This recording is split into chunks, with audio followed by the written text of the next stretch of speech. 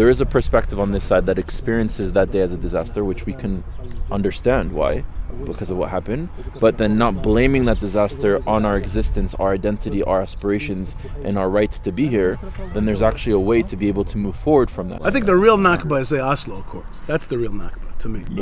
To me. That's the second one. You think like acknowledging each other's suffering in our history, it's very important as a step in order to go forward. Look, you're willing to come on camera today. A lot of people here today are not. They will censor it, the guys.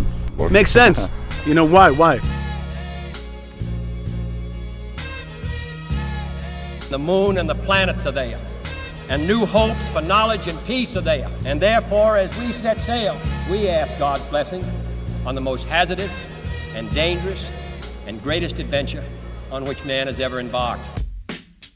Earlier I was talking with Rudy about it, like you need to acknowledge your suffering and my suffering in the way that you would like to explain it. I can't deny your suffering, I can't deny your liberation movement. Right. Nakba, the word, it just means disaster. Their experience of 1948 was a disaster.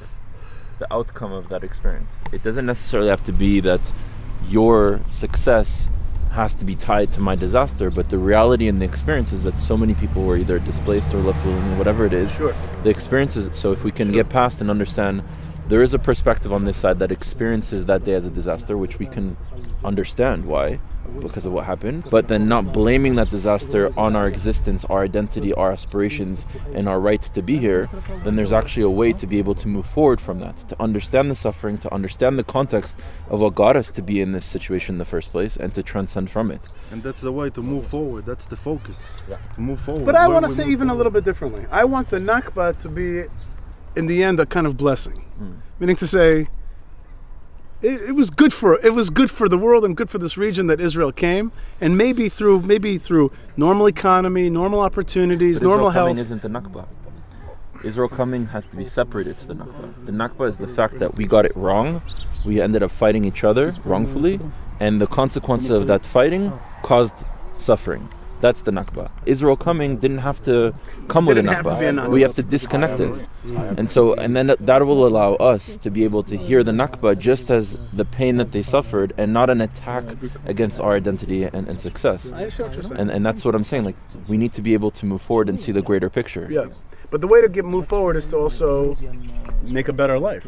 Yeah. Like, I want an Arab person to say, Israel's good. It's good for the region, and it's good for us here. Yeah. You know, it's useful to us somehow. It's our life is better somehow. But I do really think like acknowledging each other's suffering in our history, it's very important as a step in order to go forward. Right. Like it's our natural liberation, basically, toward what's next. Like from the system we're living right now into it, and the way it's formed toward everybody. Right. I think the real Nakba is the Oslo Accords. That's the real Nakba, to me.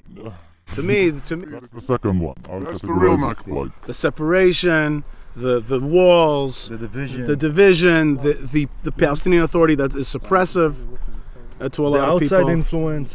As Palestinian constant over the people who died during the Nakba, and to live their memory, memorize all the way you are just people living, and that's very important to acknowledge as well. Right.